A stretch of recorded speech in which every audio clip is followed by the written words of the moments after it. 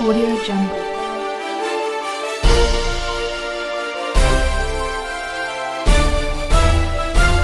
Audio Jungle.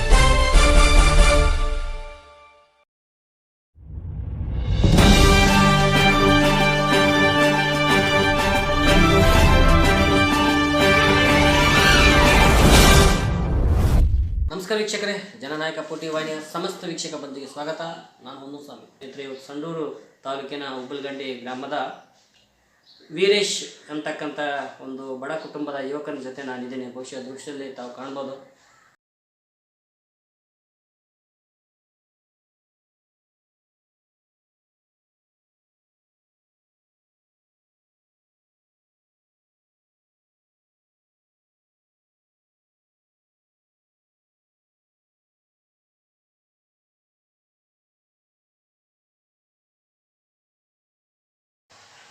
ನಾವು ಅಂಬೇಡ್ಕರ್ನ 9-10ರಲ್ಲಿ ನಾವು ಜಗಲಿ ಮೇಲೆ ಇಟ್ಟು ದೇವ್ರ ಯಾವ ರೀತಿ ನಾವು ಕಾಣ್ತೀವಿ ಅದಕ್ಕಿಂತ ಹೆಚ್ಚಾಗಿ ನಾವು ಅಂಬೇಡ್ಕರ್ ನಾವು ಪೂಜೆ ಮಾಡ್ತೀವಿ.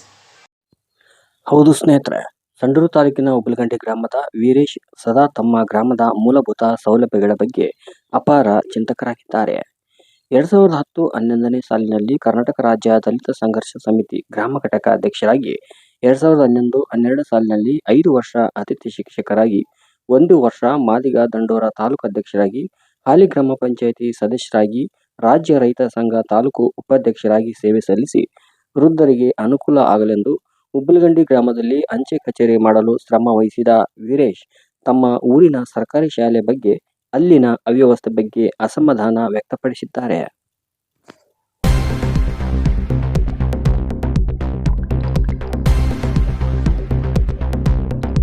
ಈ ಒಂದು ಉಬ್ಬಲಗಂಡಿ ಶಾಲೆ ಅಂದರೆ ಇಡೀ ಸುತ್ತಮುತ್ತ ಬಳ್ಳಾರಿ ಜಿಲ್ಲೆಗೆ ಒಂದು ಹೆಸರುವಾಸಿಯಾಗಿರ್ತಕ್ಕಂಥ ಶಾಲೆ. ಇಲ್ಲಿ ಓದಿರ್ತಕ್ಕಂಥ ಶಾಲಾ ವಿದ್ಯಾರ್ಥಿಗಳು ಸಾಕಷ್ಟು ಜನ, ಸುಮಾರು ನಮ್ಮ ಊರಲ್ಲಿ 150ರಿಂದ 200 ಜನ ಇಂಜಿನಿಯರ್ಗಳಿದ್ದಾರೆ, ಡಾಕ್ಟರ್ಸ್ ಇದ್ದಾರೆ, ಅದೇ ರೀತಿಯಾಗಿ KBL ಕೆಲಸ ಮಾಡ್ತಾ ಇದ್ದಾರೆ, ಪೊಲೀಸ್ ಇಲಾಖೆಯಲ್ಲಿ ಕೂಡ ಕೆಲಸ ಮಾಡಿದ್ದಾರೆ. ಇದೇ ರೀತಿ ಈ ಶಿಕ್ಷಣ ನಮ್ಮೂರಿಂದ ಇನ್ನೂ ಉನ್ನತ ಮಟ್ಟ ಬೆಳಿಬೇಕು ಎಂಬ ಒಂದು ದೃಷ್ಟಿ ಇಟ್ಕೊಂಡು ನಾನು ಗ್ರಾಮ ಪಂಚಾಯತಿ ಸದಸ್ಯನಾದೆ. ಆದರೆ ಕಾರಣಾಂತರಗಳಿಂದ, ಕೆಲವೊಂದಿಷ್ಟು ಅಡೆತಡೆಗಳಿಂದ ಶಾಲಾ ಕಟ್ಟಡ ನೆನೆಗುದಿಗೆ ಬಿದ್ದಿದೆ. ಮುಂದಿನ ದಿನಗಳಲ್ಲಾದರೂ ಕೂಡ ನನ್ನ ಪ್ರಯತ್ನ ಬಿಡದೆ ಈ ಒಂದು ಸುಸಜ್ಜಿತವಾದ ಕಟ್ಟಡ ಕಟ್ಟುವುದರ ಮೂಲಕ ಶಾಲಾ ಮಕ್ಕಳಿಗೆ ಒಂದು ವಿಶಾಲವಾದ ಒಂದು ಮೈದಾನ, ಕೈತೋಟ, ಈ ರೀತಿಯ ಒಂದು ಸುಸಜ್ಜಿತ ಕಟ್ಟಡ ಕಟ್ಟಿ ಇನ್ನೂ ಉನ್ನತ ಶಿಕ್ಷಣವನ್ನು ನಮ್ಮ ಶಾಲೆಯಲ್ಲಿ ಕೊಡಿಸಬೇಕು. ಈ ಡಿಸ್ಟಿಕ್ಕಿಗೆಲ್ಲ ಇಡೀ ಒಂದು ರಾಜ್ಯ ಮಟ್ಟಕ್ಕೆ ಹೆಸರುವಾಸಿ ಆಗಬೇಕು ಅನ್ನೋ ಒಂದು ದೃಷ್ಟಿ ಒಂದು ನಮ್ಮ ಮನಸ್ಸಿನಲ್ಲಿದೆ. ಇದನ್ನು ಖಂಡಿತವಾಗಿ ಇನ್ನು ಮುಂದಿನ ದಿನಗಳಾದರಲ್ಲಿ ಕೂಡ ನಾವು ಆ ಪ್ರಯತ್ನವನ್ನು ಬಿಡದೆ ಅಚಲವಾಗಿ ಮಾಡ್ತೀವಿ ಅಂತಂದೇಳಿ ಈ ಮೂಲಕ ಹೇಳಲು ಇಚ್ಛಿಸ್ತೇನೆ. ನಾವು ಕಣ್ಣಾರೆ ಕಂಡಿರ್ತಕ್ಕಂಥ ಒಂದು ಕಷ್ಟಪಟ್ಟು ಈಗ ನಾವು ಇಲ್ಲಿ ಸುಮಾರು ಒಂದು 10 ವರ್ಷಗಳ ಕಾಲ ಇಲ್ಲೇ ಜೀವನ ಮಾಡಿ ನಮ್ಮೂರಲ್ಲಿ, ಮತ್ತು ತದನಂತರ ನಮ್ಮ ಜೀವನೋಪಾಯಕ್ಕಾಗಿ ಮತ್ತೆ ಬೇರೆ ಊರಿಗೆ ವಲಸೆ ಹೋಗಿ ಮತ್ತೆ ಅಲ್ಲಿ ಜೀವನ ಮಾಡಿಬಿಟ್ಟು ಮತ್ತೆ ತದನಂತರ ನಮ್ಮೂರಿಗೆ ಬಂದು ಮತ್ತೆ ಇಲ್ಲೇ ನೆಲೆ ನಿಂತೀವಿ. ನಮಗೆ ಕಷ್ಟ ಅನ್ನೋದೇನು ಗೊತ್ತು, ಅದಕ್ಕೋಸ್ಕರ ನಾವು ಕಷ್ಟದಲ್ಲಿರ್ತಕ್ಕಂಥ ಯಾವುದೇ ವ್ಯಕ್ತಿ ಕಂಡ್ರೆ ನಮ್ಮ ಕೈಲಾದಷ್ಟು, ನಾವು ಶ್ರೀಮಂತರೇನಲ್ಲ, ನಮ್ಮ ಹತ್ರ ದುಡ್ಡಿರೋಂಥದ್ದು ಏನಿಲ್ಲ, ಬಟ್ ಸಾಲ ಸೂಲನೋ ಇನ್ನೊಂದು ಮತ್ತೊಂದು ಮಾಡಿ ಅವರಿಗೆ ಸಹಾಯ ಮಾಡಬೇಕೆಂಬುದೇ ನನ್ನದೊಂದು ಉದ್ದೇಶ. ಬಡವರಿಗೆ ಒಂದು ಸಹಾಯ ಮಾಡೋದ್ರಲ್ಲಿ ತೃಪ್ತಿ ಸಿಗುತ್ತೆ. ನಮಗಿದೇನೇ ದೇವರು ನಮಗೆ ಅನುಗ್ರಹ ಮಾಡಿರೋದು. ಬಡವರಿಗೆ ಸಹಾಯ ಮಾಡೋದೇ ನಮ್ಮದು ಒಂದು ಆತ್ಮಕ್ಕೆ ತೃಪ್ತಿ ಸರ್. ಗ್ರಂಥಾಲಯಕ್ಕೆ ವಿಸಿಟ್ ಮಾಡ್ತಾನೆ, ಎಲ್ಲೋ ಒಂದು ಕಡೆ ಬಸ್ಗಳು ಅವಾಗೆಲ್ಲ ಬರ್ತಾ ಇತ್ತು, ಬಸ್ಸಿಗೆ ನಿಂತ್ಕೊಂಡು ಪೇಪರ್ ತಗೊಳ್ತಕ್ಕಂಥ ಉದಾಹರಣೆ, ಅಷ್ಟು ಆಸಕ್ತಿ ಇವತ್ತಿಗೂ ಕೂಡ ಅಂತ ಹೇಳ್ತಾರೆ. ಏನು ಹೇಳ್ತೀರಾ ತಮ್ಮ ಪತಿಯವ್ರ ಬಗ್ಗೆ, ಸಮಸ್ಯೆ ಬಗ್ಗೆ? ಅವರು ಅಂದರೆ ಓದಿನ ವಿಷಯ ಆಗಲಿ, ಒಬ್ಬರಿಗೆ ಎಂಕರೇಜ್ ಮಾಡೋ ವಿಷಯದಾಗಲಿ ನಮಗಿನ್ನ ಮನೆಯವ್ರಿಗಿನ್ನ ಒಂದು ಪಟ್ಟು ಜಾಸ್ತಿನೇ ಅವ್ರಿಗೆ ಸಪೋರ್ಟ್ ಮಾಡ್ತಾರೆ.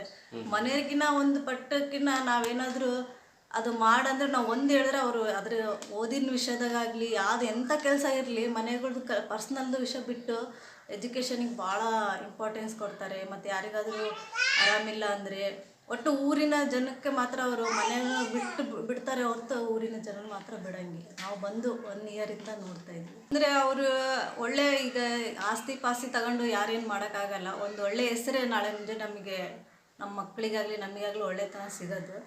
ಅವರು ನಮಗೆ ಆಸ್ತಿ ಪಾಸ್ತಿನ ಅವ್ರು ಒಳ್ಳೆ ಥರನೇ ನಾವು ಇದು ಮಾಡೋದು. ಅವರಷ್ಟು ಒಳ್ಳೆತನ ನಮ್ಮಲ್ಲಿ ಬರಬೇಕಂತ ನಾನು ಆಶಿಸ್ತೇನೆ ಅಷ್ಟೆ.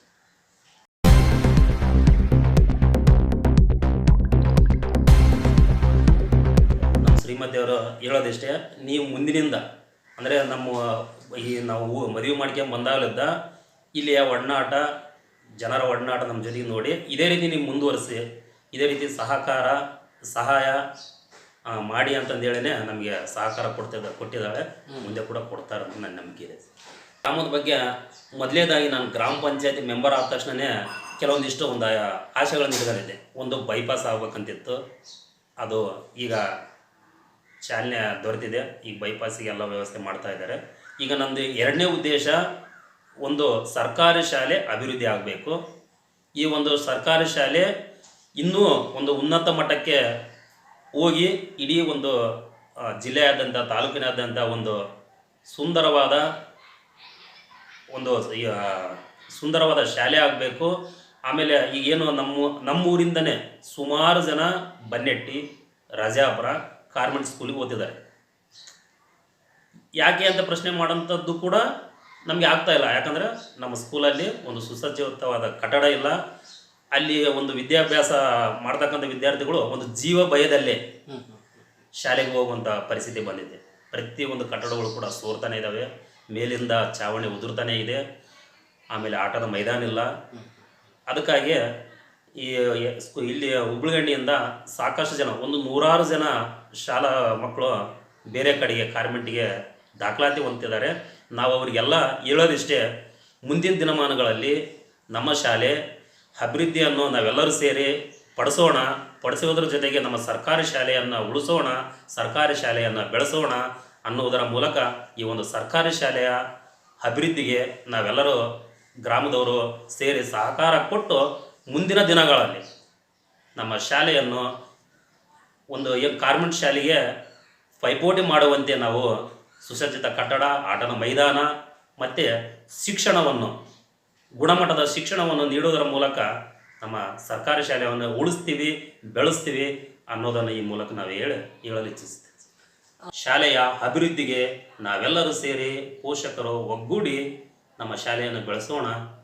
ಬನ್ನಿ, ಸರ್ಕಾರಿ ಶಾಲೆಗೆ ತಾವೆಲ್ಲರೂ ದಾಖಲಾತಿಯನ್ನು ಮಾಡೋದರ ಮೂಲಕ ನಮ್ಮ ಸರ್ಕಾರಿ ಶಾಲೆಯಲ್ಲಿ ದಾಖಲಾತಿಯ ಜೊತೆಗೆ ಉತ್ತಮ ಗುಣಮಟ್ಟದ ಶಿಕ್ಷಣ ನೀಡೋಣ ಎಂದು ಈ ಮೂಲಕ ಪೋಷಕರಲ್ಲಿ ಮನವಿ ಹಾಗೂ ಒಂದು ಅಪ್ಪು ಚಾನಲ್ ವೀಕ್ಷಕರಲ್ಲಿ ಕೂಡ ನಾವು ಮನವಿ ಮಾಡ್ತೀವಿ. ಈ ಮುದ್ಲಾಪುರ ಸುರೇಶ್ ಅವರು ಕೂಡ ಓದಿದ್ದು ಕೂಡ ಸರ್ಕಾರಿ ಶಾಲೆ. ಭಾಳ ವಿಶೇಷತೆ ಏನಂದರೆ, ಭಾಳ ರೈತಾಪಿ ಕುಟುಂಬದ ವರ್ಗ ಇವ್ರದ್ದು. ಬಹುಶಃ ಭಾಳ ಬಡತನ ಆದರೂ ಕೂಡ ಆ ಒಂದು ಸ್ಥಿತಿಯಲ್ಲಿ 5ನೇ ತರಗತಿಯಲ್ಲಿ ಉಪ್ಪಲಗಂಡಿ ಒಂದು ಗ್ರಾಮದಲ್ಲಿ ಓದಿರ್ತಕ್ಕಂಥದ್ದು. ಬಹುಶಃ ನಂತರ ಬಂಡ್ರಿ ಒಂದು ಶಾಲೆಗಳಲ್ಲಿ ಅವರು ಗೌರ್ಮೆಂಟ್ ಶಾಲೆಯಲ್ಲಿ ಅವರು ವಿದ್ಯಾಭ್ಯಾಸ ಮಾಡ್ತಕ್ಕಂಥದ್ದು. ಆಮೇಲೆ ಅವರ ಒಂದು ಅನಿವಾರ್ಯ ಕಾರಣದಿಂದ ಅಲ್ಲಿಗೆ ಮೊಟಕುಗೊಳಿಸ್ತಾರೆ. ನಂತರ ಅಷ್ಟರಲ್ಲೇ ಕೂಡ ಇವತ್ತು ನಾವು ಕಡಿಮೆ ಓದಿದ್ರು ಕೂಡ ಏನೋ ಒಂದಿಷ್ಟು ಸಾಧನೆ ಮಾಡ್ಬೋದು ಅನ್ನೋ ದೃಷ್ಟಿಯಲ್ಲಿ ಒಂದು ಹೃದಯವಂತಿಕೆಯನ್ನು ಇಟ್ಕೊಂಡು ಹೆಜ್ಜೆಯನ್ನು ಹಾಕ್ತಕ್ಕಂಥದ್ದು ಸ್ನೇಹಿತರೆ. ಯಾಕೆಂದರೆ ಇವತ್ತು ಅವರು ಓದಿರ್ತಕ್ಕಂಥದ್ದು ನಾನು ಜಾಬ್ ಬಂದಿಲ್ಲ ಅಂತ ಹೇಳಿದ್ರು ಮಾತಾಡ್ತಾನೆ. ನಾವು ಅದಕ್ಕೆ ಬಿಟ್ಟಿವಿ ಶಾಲೆ SLCವರೆಗೂ ಅಂತ ಹೇಳಿದ್ರು. ಆದರೂ ಕೂಡ ಇವತ್ತು ಮಕ್ಕಳನ್ನು ಶೈಕ್ಷಣಿಕವಾಗಿ ವಿದ್ಯಾಭ್ಯಾಸವನ್ನು ಕೊಡ್ತಕ್ಕಂಥ ಕೆಲಸ ಮಾಡಿದ್ದಾರೆ. ಮಕ್ಕಳು ಇಂಜಿನಿಯರ್ ಆಗಿದ್ದಾರೆ. ಬಹುಶಃ ಇವತ್ತು ಈ ಸುರೇಶ್ ಅವರು ನಿರ್ವಾಹಕರಾಗಿರ್ತಕ್ಕಂಥ ಹೊನ್ನೂರು ಸ್ವಾಮಿ ಅವರಿಗೆ ನಮ್ಮ ಗ್ರಾಮದ ವತಿಯಿಂದ ವೈಯಕ್ತಿಕವಾಗಿ ನಾನು ಮುದ್ಲಾಪುರ ಸುರೇಶ್ ಅಂತೇಳಿ. ಬಹುಶಃ ಇವತ್ತು ಉಬ್ಬಲಗಂಡಿ, ರಾಜಾಪುರ, ಅಂತಾಪುರ, ಮೆಟ್ರಿಕಿ ಈ ಒಂದು ಸುತ್ತಮುತ್ತ ಭಾಗದಲ್ಲಿ ಈ ಮುದ್ಲಾಪುರ ಸುರೇಶ್ ಅಂದ ತಕ್ಷಣವೇ ಭಾಳಷ್ಟು ಜನರಿಗೆ ನೆನಪಾಗ್ತಕ್ಕಂಥ ವ್ಯಕ್ತಿ. ಯಾಕೆಂದರೆ ಇವತ್ತು ಹಳ್ಳಿಯ ಸಮಸ್ಯೆಗಳು ಏನೇ ಇದ್ದರೂ ಕೂಡ ಮೊದಲನೇದಾಗಿ ಸುರೇಶ್ ಅವರು ಧ್ವನಿ ಎತ್ತಕ್ಕಂಥ ಕೆಲಸ ಮಾಡ್ತಕ್ಕಂಥವ್ರು. ಮುದ್ಲಾಪುರ ಈರಣ್ಣನವರ ಮಗ. ನಮ್ಮದು ಹಿಂದ್ಲಿಂದನೂ ಕೂಡ ನಮ್ಮ ಹಿರಿಯರು ಅಂದರೆ ನಮ್ಮ ತಾತನವರು ಅವರೆಲ್ಲರೂ ಕೂಡ ಈ ಗ್ರಾಮದ ತಮ್ಮ ಒಂದು ಸೇವೆಯನ್ನು ಸಲ್ಲಿಸ್ತಾ ಬಂದಿದ್ದಾರೆ.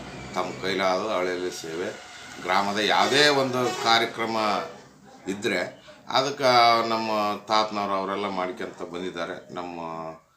ನಮ್ಮಂತೆನ ಹಂಗೆ ಬಂದಿದೆ. ನಮ್ಮ ಕೈಲಾದಷ್ಟು ನಾವೇನು ಸ್ಥಿತಿವಂತರು, ನಾವು ಅದನ್ನು ಮಾಡ್ತೀವಿ ಇದನ್ನು ಮಾಡ್ತೀವಿ ಅಂತೇಳಿ ನಮ್ಮ ಕೈಲಿ ಏನು ಮಾಡೋಕ್ಕಾಗ್ತದೆ, ಏನು ಮಾಡಬಹುದು ಅಷ್ಟನ್ನು ನಾವು ಗ್ರಾಮದಲ್ಲಿ ಮಾಡ್ಕೊಂತ ಬಂದೀವಿ. ನಾವು ಅದನ್ನು ಮುಂದುವರ್ಸ್ಕೊಂಡು ಹೋಗ್ತಾ ಇದ್ವಿ. ಇಡೀ ನಮ್ಮ ಸೊಂಡೂರು ತಾಲೂಕಿನಲ್ಲೇ ಹೆಸರಾಗಿರ್ತಕ್ಕಂಥ ಶಾಲೆ ಇವತ್ತು ಒಂದು ಅಧೋಗತಿಗೆ ಬಂದು ನಿಂತ್ಕೊಂಡ್ಬಿಡುತ್ತೆ. ಅದ್ರ ಬಗ್ಗೆ ಧ್ವನಿ ಎತ್ತಿದ್ರೂ ಕೂಡ ಈ ಕೆಲಸ ಆಗೋಲ್ಲ. ಸಂಬಂಧಪಟ್ಟ ಎಲ್ಲ ಅಧಿಕಾರಿಗಳಿಗೆ ತಿಳಿಸಿವಿ, ಎಲ್ಲರಿಗೂ ಮನವಿ ಪತ್ರ ಮಾಡಿದ್ದೀವಿ. ರೀಸೆಂಟಾಗಿ ಈಗ ಒಂದು 4 ದಿವಸಕ್ಕೆ ಕೆಳಗೆ NMDC ಅವರು ನಮ್ಮದು NMDCಗೆ ದತ್ತು ಗ್ರಾಮ ಅಂತೇಳಿ ತಗೊಂಡಾರ. ಆದರೆ ಅವರು CSRನಾಗ ಅದು ಚರಂಡಿ ಮಾಡಿದೆ, ರೋಡ್ ಮಾಡಿದೆ, ಅದನ್ನು ಮಾಡಿದೆ, ಇದನ್ನು ಮಾಡಿದೆ. ಶಾಲಾ ಬಿಲ್ಡಿಂಗ್ ಕೂಡ ಕಟ್ಕೊಡ್ತೀವಿ ಅಂತ ಹೇಳ್ಯಾರ. ಅವ್ರು ಕಟ್ಕೊಡ್ತೀವಿ ಅಂತಿಲ್ಲ. ಜಾಗದ ಅವಶ್ಯಕತೆ ಇದೆ. ಹಾಗಾಗಿ ಅದಕ್ಕೂ ಯಾರು ಮುಂದೆ ಬರೋಲ್ರು. ಈಗ ಅವತ್ತಿನ ಬೈಠಾಕ್ನಾಗ ಇದ್ದಂಥ ರೇಟ್ ಇವತ್ತು ಭೂಮಿ ಬೆಲೆ ಜಾಸ್ತಿ ಆಗಿದೆ. ಹಾಗಾಗಿ ಭೂಮಿ ತಾಣಕ್ಕೆ ಸಹ ಪಂಚಾಯತಿ ಕೈಲೂ ಆಗಲ್ಲ, ಸರ್ಕಾರದ ಕೈಲೂ ಆಗಲ್ಲ. ಅದಕ್ಕೆ ಯಾರನ್ನ ಇಂಥ ಒಂದು ಕಂಪ್ನಿಗಳು ಏನನ್ನ ಮುಂದೆ ಬಂದು ಸಹಾಯ ಮಾಡಿ ಒಂದು 2 ಎಕರೆ ಭೂಮಿ ಕೊಡಿಸಿದ್ರೆ ಅವರು NMDC ಬಿಲ್ಡಿಂಗ್ ಕಟ್ಸಿಕೊಡ್ತೀವಿ ಅಂತ ಹೇಳ್ಯಾರ. ಹಂಗಾಗಿ ಅದರ ಭೂಮಿ ಕೊರತೆ ಇದೆ. ದಯಮಾಡಿ ಇದಕ್ಕೆ ಸಂಬಂಧಪಟ್ಟ ಅಧಿಕಾರಿಗಳು ಇದ್ರ ಕಡೆ ಗಮನ ಹರಿಸಿ ಈ ಒಂದು ಉಬ್ಬಲ್ಗಂಡಿ ಶಾಲೆಯನ್ನು ಮೇಲ್ದರ್ಜೆಗೆ ಏರಿಸಿ 1 to 10ವರೆಗೆ ಮಾಡಿದರೆ ಇಲ್ಲಿಂದ ಹೋಗೋಕ್ಕೆ ಸೊಂಡ್ರಿಗೆ ಹೋಗ್ಬೇಕು, ಇಲ್ಲ ತೋಣಗಲ್ಲಿಗೆ ಹೋಗ್ಬೇಕು, ಇಲ್ಲ ಬಳ್ಳಾರಿಗೆ ಹೋಗ್ಬೇಕು, ಇಲ್ಲ ಹೊಸಪೇಟೆಗೆ ಹೋಗ್ಬೇಕು ಮುಂದಿನ ವಿದ್ಯಾಭ್ಯಾಸಕ್ಕೆ.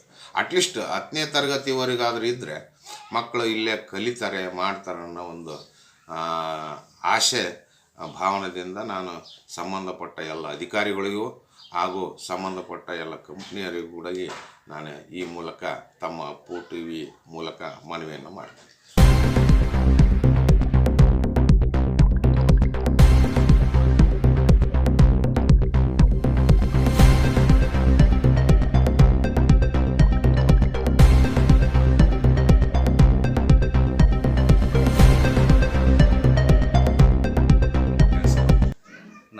PUC ಸೆಕೆಂಡ್ ಇಯರ್ ಕಂಪ್ಲೀಟ್ ಆಗಿದೆ. ಅಂದರೆ ನಮ್ಮ ಶಿಕ್ಷಣ ಅಂದರೆ ನಮ್ಮ ಊರಲ್ಲಿ ಮೊದಲಿದ್ದನು ಇಡೀ ಬಳ್ಳಾರಿ ಡಿಸ್ಟಿಕ್ಕಿಗೆ ನಂಬರ್ 1 ಸರ್. ನಂಬರ್ 1 ಸ್ಥಾನದಲ್ಲಿ ಇವಾಗೂ ಐತೆ. ಬಟ್ ಅಂದರೆ ಇಲ್ಲಿ ಬೇಸಿಕ್ ಇಲ್ಲ ಅವಾಗ ಅಂದರೆ ಬೇಸಿಕ್ಗೆ ಫೌಂಡೇಶನ್ ಹಾಕಿ ಅವಾಗ ಎಲ್ಲಿ ಸರ್ 5ನೇ ಕ್ಲಾಸ್ ಮುಗೀತಂದ್ರೆ ನಾವು ಹೊರಗಡೆನೇ ಹೋಗ್ಬೇಕು. ನಾವು 6th 7th ರಾಜಾಪುರದಲ್ಲಿ ಮಾಡಿದ್ವಿ, 8th 9th 10th ಛತ್ರಪತಿ ಸಂಡೂರಲ್ಲಿ ಮಾಡಿದ್ವಿ. ಮತ್ತು PUC first year second year Ballari municipal college, ಆಮೇಲೆ ನಮ್ಮ ಸಕ್ರೆಕಾಯಪ್ಪನ ಹಾಸ್ಟೆಲಲ್ಲೇ ಸರ್ ನಮ್ಮದು ವಿದ್ಯಾಭ್ಯಾಸ. ಹಂಗಾಗಿ ಇಲ್ಲಿ ಪೋಷಕರು ನಮ್ಮ ಏನದಾರ ಅವ್ರದ್ದು ಅವಾಗ ಎಷ್ಟೇ ಕಷ್ಟ ಇರಲಿ ಓದೋಕ್ಕೆ ಮಾತ್ರ ಪ್ರಿಫರೆನ್ಸ್ ಸರ್. ಫಸ್ಟ್ ಪ್ರಿಫರೆನ್ಸು ನಮ್ಮ ಊರಲ್ಲಿ ಓದೋಕ್ಕಾದ್ರೆ ಎಲ್ಲೇ ಹೋಗಲಿ ಇವಾಗಿನೂ ಹೊರಗಡೆ ಆಗಲಿ ಚೆನ್ನಾಗಿ ಓದಿಸ್ತಾರೆ ಸರ್ ಮಕ್ಕಳಿಗೆ. ರೀಸೆಂಟ್ ನಮ್ಮ ಅಣ್ಣನ ಮಗಳು ಓದಿಲ್ಲ ಸರ್, ಅವಳದು SSLC 98% ಆಗಿದೆ ಸರ್. ರಾಮಸಾಗರ SLC ಅವಳು ಇಲ್ಲೇ ಓದಿ ಅಲ್ಲಿ SLCವರೆಗೆ ಅಲ್ಲಿ ರಾಮಸಾಗರ್ ಕಂಪ್ಲೀಟ್ ಮುರಾರ್ಜಿಯಲ್ಲಿ ಸೀಟ್ ಸಿಕ್ತು ಸರ್. ಈಗ ರೀಸೆಂಟು ನಾವು PUC ಸೈನ್ಸ್ಗೆ ಶ್ರೀಶೈಲ ಸ್ಕೂಲ್ ಅಡ್ಮಿಷನ್ ಮಾಡಿ ಸಂಡೂರಲ್ಲಿ. ಹಂಗಾಗಿ ಇವಾಗ ಇಲ್ಲಿ ಫೌಂಡೇಶನ್ ಇಲ್ಲ ಸರ್, ಟೀಚರ್ಸ್ ಸರಿ ಇಲ್ಲ. ಆವಾಗಿನ ಟೀಚಿಂಗೇ ಬೇರೆ, ಇವಾಗೂ ಟೀಚರ್ಸ್ ಇದ್ರಲ್ಲ ಸರ್ ಮಕ್ಕಳಿಗೆ ಏನಾಗಲಿ ಹೇಳೋಕ್ಕೆ. ಹಂಗಾಗಿ ಅವಾಗಿರೋ ಸ್ಕೂಲಿಗೆ ಇವಾಗ ಭಾಳ ಲಾಟ್ ಆಫ್ ಡಿಫ್ರೆನ್ಸ್. ಅಂದರೆ ಆವಾಗಿನ ಫೌಂಡೇಶನ್ನೇ ಬೇರೆ, ಇವಾಗಿನ ಫೌಂಡೇಶನ್ ಬೇರೆ ಸರ್. ಆದ್ರೂ ಇಲ್ಲಿ ಬಿಟ್ಟರೆ ಮತ್ತೆ ಮುಂದೆ ಹೋಗಿ ನಮ್ಮ ಹುಡುಗರು ಚೆನ್ನಾಗಿ ಓದ್ತಾವೆ ಸರ್. ಅದ್ರ ಬಗ್ಗೆ ಏನು 2 ಮಾತಿಲ್ಲ. ಆದರೂ ಇಲ್ಲಿ ನಮ್ಮೂರಲ್ಲಿ ಮಾತ್ರ ಶಿಕ್ಷಣಕ್ಕೆ ಪ್ರಾತಿನಿಧ್ಯ ಸರ್. ಫಸ್ಟು ಎಲ್ಲ ಫಾರಿನ್ನಲ್ಲೇ ಅದ ಸರ್, ಇಂಥ ಕಂಟ್ರಿಯಾಗಿಲ್ಲ ಅನ್ನಂಗಿಲ್ಲ ಸರ್. ಮೆಡಿಕಲ್ ಆಗಲಿ, ಇಂಜಿನಿಯರ್ಸು, ಡಾಕ್ಟರ್ಸು ಎಲ್ಲ out of America, London, England, Abu Dhabi, Singapore ಎಲ್ಲ ಕಡೆ, ಜರ್ಮನಿ ಎಲ್ಲ ಕಡೆ ಇದ್ದಾರೆ ಸರ್. ಈವನ್ ಬೆಂಗಳೂರಲ್ಲಿ ಸುತ್ತಿಗೆ ನಮ್ಮ ಊರಲ್ಲಿ ಆಲ್ಮೋಸ್ಟ್ ಆಲ್ ಒಂದು 50-60 ಫ್ಯಾಮಿಲಿ ಅಲ್ಲೇ ವಾಸ ಅದ ಸರ್. ಹಂಗಾಗಿ ನಮ್ಮ ಉಬ್ಬಳಗಂಡಿ ಮಾತ್ರ ನಂಬರ್ 1 ಸರ್ ಓದೋದ್ರಲ್ಲಿ ಮಾತ್ರ. ಇವಾಗೂ ಐತೆ. ಬಟ್ ಏನಂದ್ರೆ ಇಲ್ಲಿ ಇವಾಗ ಎಲ್ಲ ಒಂದು ವ್ಯವಸ್ಥೆ ಸರಿ ಇಲ್ಲದಕ್ಕೋಸ್ಕರ ಮತ್ತು ನಿರ್ವಾಹಕಿಲ್ಲ ಸರ್, ಹೊರಗಡೆ ಓದಲೇಬೇಕು. ಇವಾಗ ಇರೋದೇ ಶಿಕ್ಷಣ ಇದ್ರೇ ಇಲ್ಲ ಏನಾದರೂ ಮಾಡೋಕ್ಕೆ ಸಾಧ್ಯ. ಹಂಗಾಗಿ ಇವಾಗ ಅದು ಮತ್ತು ಎಲ್ಲ ಶಿಥಿಲಾವಸ್ಥೆಗೆ ಬಂದತೆ. ಎಲ್ಲರೂ ಕೈ ಜೋಡಿಸಿ ಮಾಡಿದರೆ ಒಳ್ಳೆಯದು. ಗ್ರಾಮದಲ್ಲಿ ಕೂಡ ಅನೇಕ ವಿದ್ಯಾರ್ಥಿಗಳಿದ್ದಾರೆ. ಉಬ್ಬಳಗಂಡಿ ಗ್ರಾಮದ ಅನೇಕ ಶಾಲೆ ವಿದ್ಯಾರ್ಥಿಗಳು, ಹಳೆ ವಿದ್ಯಾರ್ಥಿಗಳಿದ್ದಾರೆ.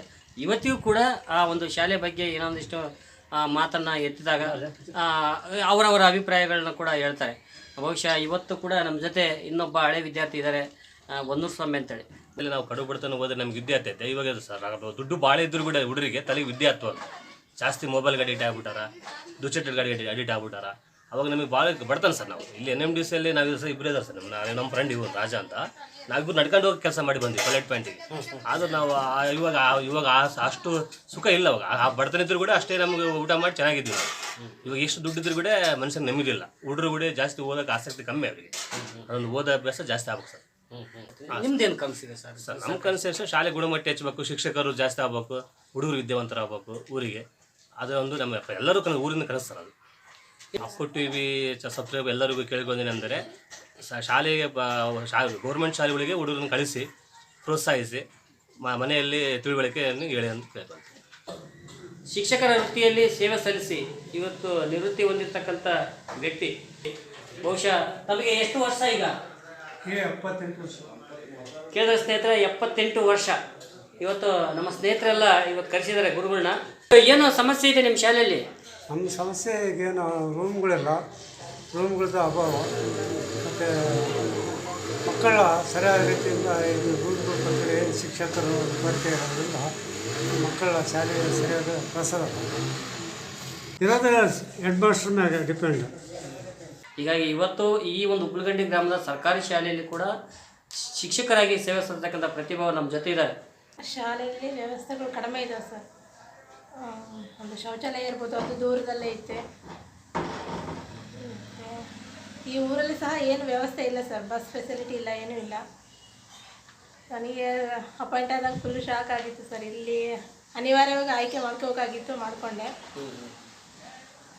ಸ್ವಲ್ಪ ಕಷ್ಟ ಆಯಿತು. ಒಂದು ಬಿಲ್ಡಿಂಗ್ ಮಾತ್ರ ನಾನು ಕಂಡಂಗೆ ಒಂದ್ಸರಿ ವಿಸಿಟ್ ಕೊಟ್ಟಿದ್ದೀನಿ ಸರ್ ಶಾಲೆಗೆ. ಬಿಲ್ಡಿಂಗ್ ಮಾತ್ರ ಒಂದು ಚೆನ್ನಾಗಿದೆ, ಇನ್ನು ಎಲ್ಲ ಬಿಲ್ಡಿಂಗ್ಗಳು ದುರಸ್ತಿಯಲ್ಲೇ ಇದೆ. ಆಮೇಲೆ ಆಟದ ಮೈದಾನ ಇಲ್ಲ. ಫಸ್ಟ್ ಆಫ್ ಆಲ್ ಮಕ್ಕಳಿಗೆ ಪ್ರೇಯರ್ ಮಾಡೋಕ್ಕೂ ಪ್ರಾಬ್ಲಮ್ ಇದೆ. ಮಳೆ ಗಿಳೆ ಬಂತಂದಾಗ ಆ ರೂಮ್ಗಳೆಲ್ಲ ಸೋರ್ತಾ ಇದೆ. ಇದು ಸಮಸ್ಯೆ ಇದೆ ಸರ್. ಹಿಂಗಿದ್ದಾಗ ಕೆಲವರು ಪೋಷಕರು ಏನು ಮಾಡ್ತಾರಪ್ಪ ಅಂದರೆ ಯಾರು ಬಿಲ್ಡಿಂಗ್ ಕೆಲವರು ಅಟ್ರಾಕ್ಷನ್ ಇರ್ಬೇಕು sir. Building first of all attraction ಇದ್ದಾಗ ಏನಾಗುತ್ತೆ, ಎಲ್ಲರೂ ಚೆನ್ನಾಗೈತಪ್ಪ ಶಾಲೆ ಕೂಡ ಚೆನ್ನಾಗೈತೆ, ಅಲ್ಲಿ ಟೀಚರ್ಸು ಚೆನ್ನಾಗಿದ್ದಾರೆ ಅಂತೇಳಿ ಮಕ್ಕಳು ಕಳಿಸ್ಕೊಡ್ತಾರೆ ಸರ್. ಈ ರೀತಿ ಬಿಲ್ಡಿಂಗ್ ಇದ್ದಾಗ ಅವರಿಗೆ ಭಯ ಎಲ್ಲ ಇರ್ತದೆ. ಮಳೆಗಳೇ ಬಂದಾಗ ಮಕ್ಕಳು ಕಳಿಸ್ರೆ ಹೆಂಗೆ, ಆ ಬಿಲ್ಡಿಂಗ್ ಏನಾದ್ರು ಪ್ರಾಬ್ಲಮ್ ಆಯ್ತೇನೋ, ಈ ರೀತಿಯ ಕೂಡ ಮನೋಭಾವನೆ ಇರ್ತಲ್ಲ ಸರ್. ಹಂಗಾಗಿ ಸ್ವಲ್ಪ ದಾಖಲಾತಿ ಕೂಡ ಕಮ್ಮಿ ಇದೆ ಸರ್. ಈ ಒಂದು ತೊಂದರೆಯಿಂದನೇ ದಾಖಲಾತಿ ಕಮ್ಮಿ ಇದೆ ಅಂತ ನನಗೆ ಅನಿಸುತ್ತೆ ಸರ್. ಈ ವ್ಯವಸ್ಥೆ ನೋಡಿದಾಗ ಒಂದು ಕಲಿಕೆ ವಾತಾವರಣ ಇರಬೇಕಂದ್ರೆ ಒಂದು ಕಟ್ಟಡ ವ್ಯವಸ್ಥೆ ಚೆನ್ನಾಗಿರ್ಬೇಕು ಸರ್. ಮೂಲಭೂತ ಸೌಕರ್ಯಗಳು ಮಕ್ಕಳಿಗೆ ಸಿಗಬೇಕು. ಆವಾಗ ಮಕ್ಕಳಿಗೆ ಸ್ವಲ್ಪ ಇಂಟ್ರೆಸ್ಟ್ ಈ ಸ್ಕೂಲ್ ಬಗ್ಗೆ ಕಾಳಜಿಯಾಗಿ ಎಲ್ಲ ಸಿಗುತ್ತೆ ಸರ್. ಅವಾಗ ಹುಡುಗರು ಚೆನ್ನಾಗಿ ಓದ್ತಾರೆ. ಈ ಊರಿನ ಗ್ರಾಮಸ್ಥರು ಸ್ವಲ್ಪ ಶಾಲೆ ಬಗ್ಗೆ ಕಾಳಜಿ ವಹಿಸ್ಬೇಕು ಸರ್. ಇವಾಗ ಒಂದು ದೇವಸ್ಥಾನ ಅಂತ ಹೆಂಗೆ ಗೌರವ ಕೊಡ್ತಾರೋ, ಒಂದು ಮಕ್ಕಳ ಭವಿಷ್ಯ ರೂಪಿಸೋದು ನಿಜವಾದ ದೇವಸ್ಥಾನ ಅಂದರೆ ಒಂದು ಶಾಲೆ. ಅದು ನಾವು ಹೆಚ್ಚಿನದಾಗಿ ನಾವು ಅದಕ್ಕೆ ಆದ್ಯತೆ ಕೊಡ್ಬೇಕು ಸರ್. ರಸ್ತೆ ಪಕ್ಕದಲ್ಲಿ ಶಾಲೆ ಐತೆ, ನಾವು ಕ್ಲಾಸ್ ಮಾಡಬೇಕು, ಅದರಲ್ಲೂ ಡಿಸ್ಟರ್ಬೆನ್ಸ್ ಆಗುತ್ತೆ. ಅದೇ ಈ ಜಾಗ ಬೇರೆ ಕಡೆ ಶಿಫ್ಟ್ ಆದರೆ ನಮಗೆ ಅನುಕೂಲ ಆಗುತ್ತೆ ಸರ್. ಮಕ್ಕಳಿಗೆ ಯಾವುದೇ ಡಿಸ್ಟರ್ಬೆನ್ಸ್ ವಾತಾವರಣ ಇರಬಾರ್ದು. ಸ್ವಲ್ಪ ಶಾಂತವಾದ ವಾತಾವರಣ ಇದ್ದರೆ ಮಕ್ಕಳ ಕಲಿಕೆಗೆ ಸಹಾಯ ಆಗುತ್ತೆ. ಏನು ಸಮಸ್ಯೆ ಐತೆ ಇವಾಗ ಸರ್ಕಾರಿ ಶಾಲೆಯಲ್ಲಿ? ಮೇಲೆ ಸ್ಟಾಫ್ ಎಲ್ಲ ಏನಿಲ್ಲ ಸರ್. ಅದು ಟಾಪ್ ಕೆಳಗೆ ಬೀಳೋ ಸಂದರ್ಭ ಐತೆ. ಅದು ಸೋರ್ತೈತೆ ಅದು. ಅದರಿಂದ ನಾವು ಎಷ್ಟು ಹೇಳಿದ್ರೂ ಶಾಸಕರು ಕೂಡ ಒಂದ್ಸಲ ಶಾಸಕರು ಕೂಡ ಹೇಳಿದ್ರು ಕೂಡ, ನೀವು ಒಬ್ಬ ಶಾಸಕಂತಾಗ ಹೆಂಗೆ ಮಾತಾಡ್ಬೇಕಂತ ಮತ್ತು ಗೊತ್ತೈತೆ ಏನಂತ ಮಾತು ಕೂಡ ಮಾತಾಡಿದ್ರು. ನಾವು ಅದ್ಲಿದ್ದ ಯಾಕೆ ದೊಡ್ಡ ಸಾಹಸ ಅಂತ ಅನ್ಕೊಂಡು ನಾವು ಸುಮ್ಮನೆ. ಎಷ್ಟೇ ತಾಕತ್ತಿದ್ರು ಎಲೆಕ್ಟ್ರಿಕ್ ಕಂಬ ಹಿಡಿಬೋದು, ಆದ್ರೆ ಈ ಪವರ್ನ ಹಿಡಿಯಕ್ಕಾಗಲ್ಲ. Everybody step on the beat, power, stick to the rhythm of the beat, power, bad man no feel defeat. Hey.